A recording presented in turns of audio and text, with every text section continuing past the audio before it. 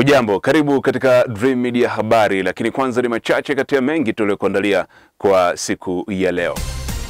Tume Huru ya Taifa ya Uchaguzi INEC imetangaza kuanzishwa kwa majimbo mapya ya uchaguzi 8 katika mikoa mbalimbali, huku mkoa wa Mbeya, jimbo la Mbeya mjini likigawanywa na kuanzishwa jimbo la Uyole. Chama cha Demokrasia na Maendeleo Chadema mkoani Mbeya kimeliomba jeshi la polisi kuongeza nguvu ya kumtafuta kada wa chama hicho Mpaluka Saidi Nyagali maarufu kama Mdude. Na katika michezo, ligi kuu soka Tanzania bara itaendelea tena kesho kwa michezo mbalimbali kupigwa katika viwanja vya miji tofauti nchini, huku KenGold FC wakiwa wenyeji wa Pamba Jiji FC katika uwanja wa Sokoine jijini Mbeya. Taarifa hii ya habari inapatikana kupitia akaunti yetu ya YouTube ya Dream Media TZ, lakini pia tufuatilie kupitia kurasa zetu za mitandao ya kijamii. Facebook na X ni Dream FM, Instagram ni Dream FM TZ. Na sasa ni muda wa kuziangazia kwa kina taarifa tulizokuandalia kwa siku ya leo. Uko nami Esau Godwin. Tume Huru ya Taifa ya Uchaguzi imetangaza kuanzishwa kwa majimbo mapya ya uchaguzi 8 katika mikoa mbalimbali, huku mkoa wa Mbeya, jimbo la Mbeya mjini likigawanywa na kuanzishwa jimbo la Uyole. Akizungumza na waandishi wa habari jijini Dodoma, mwenyekiti wa tume hiyo, Jaji wa Rufani Jacob Mwambegele, amesema hatua hiyo ni sehemu ya utekelezaji wa mamlaka ya tume katika kurekebisha mipaka na majimbo ya uchaguzi nchini. Zaidi, huyu hapa Cloud Elias. Akizungumza na waandishi wa habari jijini Dodoma leo Mei 12, 2025, mwenyekiti wa Tume Huru ya Taifa ya Uchaguzi, Jaji wa Rufani Jacob Mwambegele, amesema tume imefikia uamuzi huo baada ya kupitia maombi kutoka kwenye mikoa mbalimbali nchini. Ameyataja majimbo hayo kuwa ni jimbo la Kivule ambalo limegawanywa kutoka jimbo la Ukonga na jimbo la uchaguzi la Chamazi ambalo limegawanywa kutoka jimbo la Mbagala, yote kutoka mkoa ni Dar es Salaam. Kwa upande wa mkoa wa Dodoma, Jaji Mwambegele amesema jimbo la uchaguzi la Dodoma mjini limegawanywa na kuanzishwa jimbo mpya la uchaguzi la Mtumba, na mkoa wa Mbeya, jimbo la uchaguzi la Mbeya mjini limegawanywa na kuanzishwa jimbo mpya la uchaguzi la Uyole. Mkoa wa Mbeya limeanzishwa jimbo jipya moja, ambapo jimbo la uchaguzi la Mbeya mjini limegawanywa na kuanzishwa jimbo jipya la uchaguzi la Uyole. Mkoa wa Simiyu limeanzishwa jimbo jipya moja, ambapo jimbo la uchaguzi la Bariadi limegawanywa na kuanzishwa jimbo jipya la uchaguzi la Bariadi mjini. Na hapa katibu mwenezi wa Chama cha Mapinduzi mkoa wa Mbeya, Christopher Uwagile, ameeleza faida zitakazopatikana baada ya jimbo la Mbeya mjini kugawanywa. Tunafahamu kwamba jimbo la Mbeya obviously ni kubwa, na kama nilivyosema tuna wananchi zaidi ya 600,000 na sisi naenda zaidi ya 700,000. Sasa hawa wananchi wote wanahudumiwa na mtu mmoja, na zitazame tuna kata hapa 37. Sio kata tu, ni population ya watu, na wote wako contracted same moja. Lakini nenda kaangalia sasa zile facilitation, kwamba mbunge huyu anatakiwa aanzie ashughulike na Itezi, aje ashughulike na Iyela, aenda kashughulike na Iwambi, aende. Unaweza kaona ukigusa kata moja tu ya hapa Mbeya mjini, labda kwenye maeneo mengine ukiunganisha kata mbili inakuwa ni jimbo, lakini hapa inakuwa ni kata mbili. Icheki ile Itezi yote ile, shughulika panda nayo, nenda na ile Igawilo yote, njoo uguse Ilomba yote, utaangalia miundo mbinu na hivi. Kwa hiyo kinachotokea kwamba mnapogawa jimbo mnaongeza budget. Yani kama Mbeya, jimbo la Mbeya lilikuwa napata labda budget bilioni 10, labda niseme kwa miundo mbinu, jimbo la Mbeya sasa utakuwa na majimbo mawili.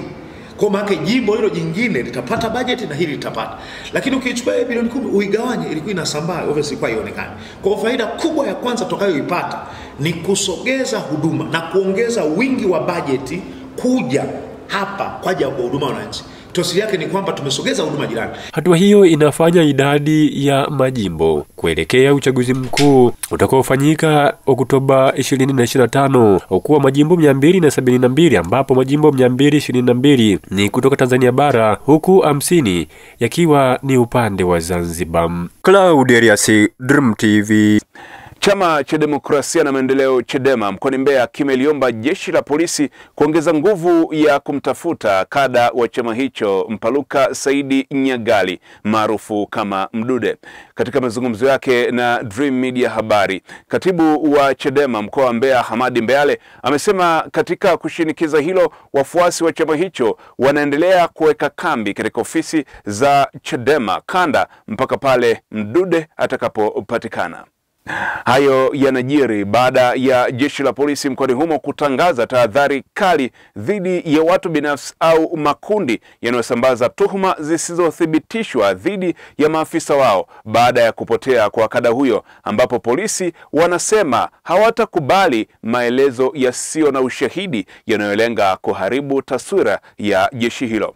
Naam, ili kufahamu undani zaidi wa madai hayo ya Chadema, mapema hii leo kwa njia mtandao nimezungumza na katibu wa Chadema mkoa wa Mbeya Hamadi Mbeale, na kwanza nimemuuliza ni kwa nini Chadema na wafuasi wake wameweka kambi kwenye ofisi za chama hicho. Ukweli ni kwamba pana kambi, na ifahamike wazi kwamba ofisi za Chadema ndo nyumbani kwa wanachadema wote. Kwa hiyo hata pasipo hili sisi hapa ofisini tupo muda wote. Sasa hili ndo limeongezeka zaidi, na kwa sababu ndo imekuwa center ya kukutania, kwa sababu tuna watu wengi ambao wana shauku juu ya hili ambalo limetokea, kuhakikisha Mdude anapatikana akiwa salama. Mosi, hatupokei tu watu wa Mbeya, tuna watu wengi kutoka maeneo mbalimbali ambao kwa namna moja au nyingine wameguswa ili kuja kumtafuta Mdude. Kwa hiyo wengine wanakuja kuungana pamoja na sisi, wengine wanakuja kutoa vitu vyao ili kusukuma zoezi liende mbele. Sasa mimi maana yangu ni kwamba hatuwezi kukawa na kambi milele. Mwisho hili kambi litafika ukomo wake, na ukomo wake tulishazungumza ni pale ambapo Mdude atapatikana. Sio kwamba kambi linakuwa kwenye jeshi la polisi. No, sisi tuko hapa kwa ajili ya kushinikiza na kuitaka serikali pamoja na jeshi la polisi kuhakikisha wanafanya mambo yao na utaratibu wao wa kiuchunguzi. Mdude apatikane akiwa yuko salama, apatikane akiwa yuko hai. Hayo ndo matamanio ya Watanzania, hayo ndo matamanio ya Wanambeya. Kuna taarifa pia kwamba kuna makada wa Chama cha Demokrasia na Maendeleo Chadema wanapanga kuwadhuru askari pengine na familia zao. Hili lina ukweli wowote? Hakuna ukweli wa namna hiyo. Makada wa Chadema hakuna anayepanga kuwadhuru askari.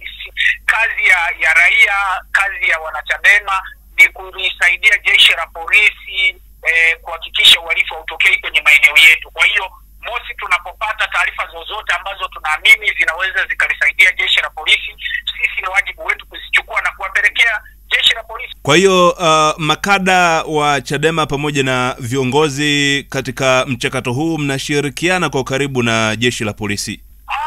Sio kushirikiana kwa 100%. Tunataka jeshi la polisi lishirikiane na sisi kwa 100%, kwa sababu tunachoona ni kama jeshi la polisi kuna mahara halitimizi wajibu wake vizuri. Wanajikita zaidi kuwatafuta wale ambao wamefanya tukio badala ya kumtafuta yule ambaye amefanyiwa tukio kwa. Naam, huyo ni katibu wa Chadema mkoa wa Mbeya Hamadi Mbeale. Kwingineko, serikali imesema iko mbioni kusaini mkataba na shirika la kazi duniani ILO namba C189 kuhusu kazi za staha kwa wafanyakazi wa majumbani ili kuwalinda na manyanyaso na ukatili kutoka kwa waajiri wao.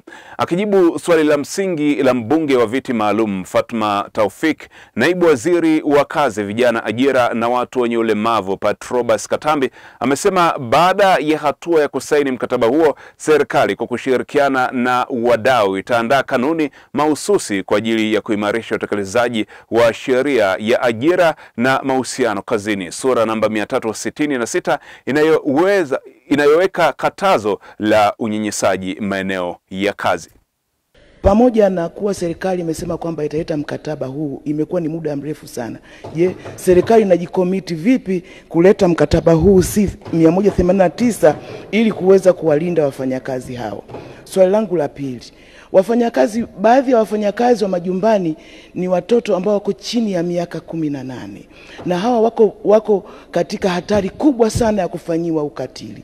Je, serikali haioni imefikia wakati sasa wa kupata data kamili ili kusudi kuweza kuwanusuru watoto hawa? Majibu, Mheshimiwa Waziri. Asante Mheshimiwa Mwenyekiti. Mheshimiwa Mwenyekiti, nieleze tu hapa kama Mheshimiwa Tofiki alivyouliza swali kwa niaba ya Mheshimiwa Mariam. Ni kweli kwamba serikali tunatambua kuna manyanyaso makubwa sana wafanyakazi wa ndani wanayapata, na hasa ni kwa sababu makubaliano ya kikazi yanakuwa hayajajengewa msingi wa kisheria, na hata wakati nyingine imepelekea kufanya kazi wa wafanyakazi ambao wako chini ya umri unaotakiwa kwa mujibu wa sheria, hata ile sheria ya mahusiano ya ajira na mahusiano kazini.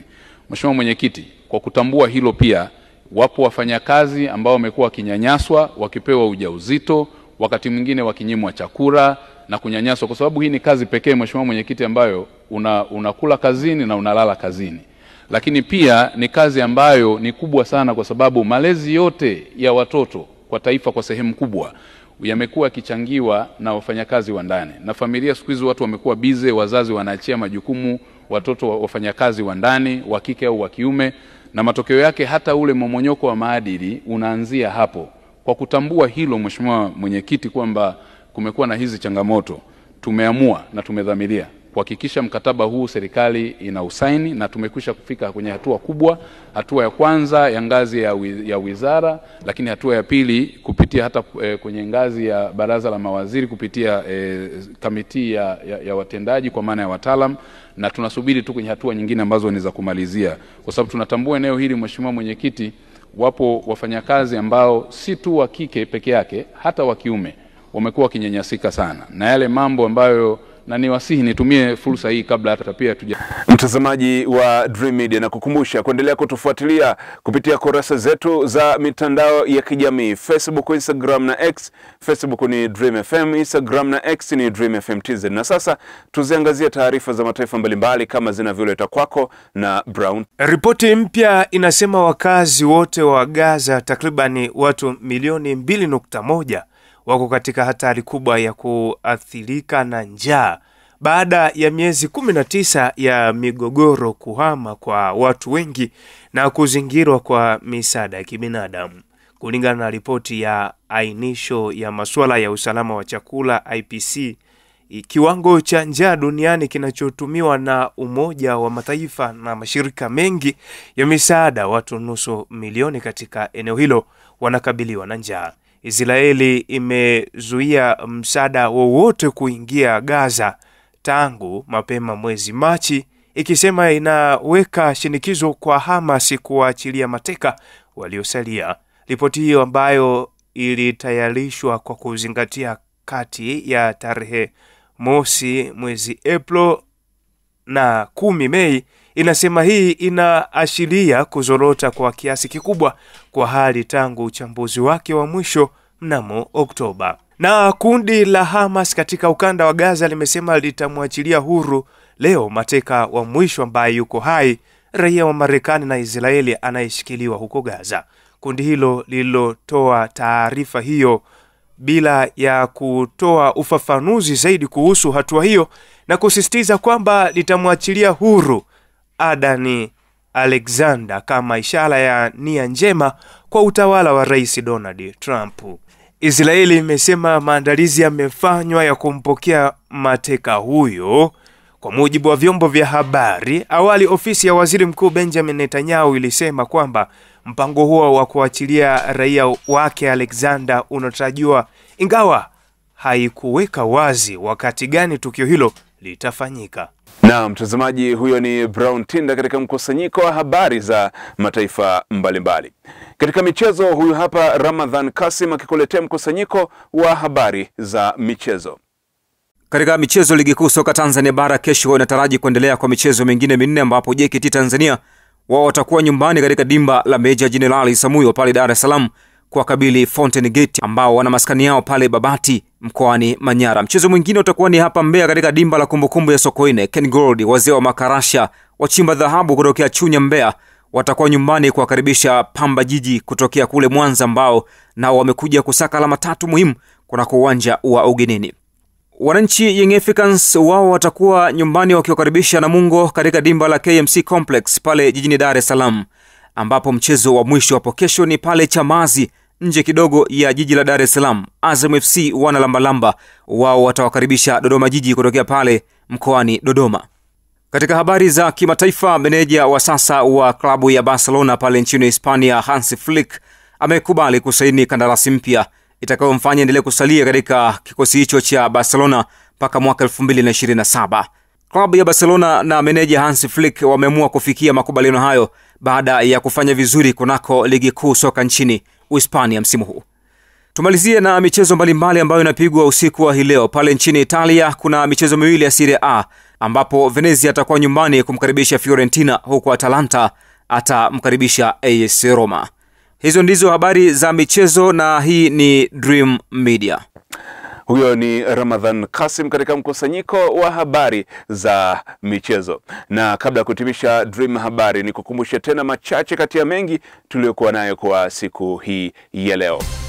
Tume Huru ya Taifa ya Uchaguzi imetangaza kuanzishwa kwa majimbo mapya ya uchaguzi 8 katika mikoa mbalimbali, huku mkoa wa Mbeya, jimbo la Mbeya mjini likigawanywa na kuanzishwa jimbo la Uyole.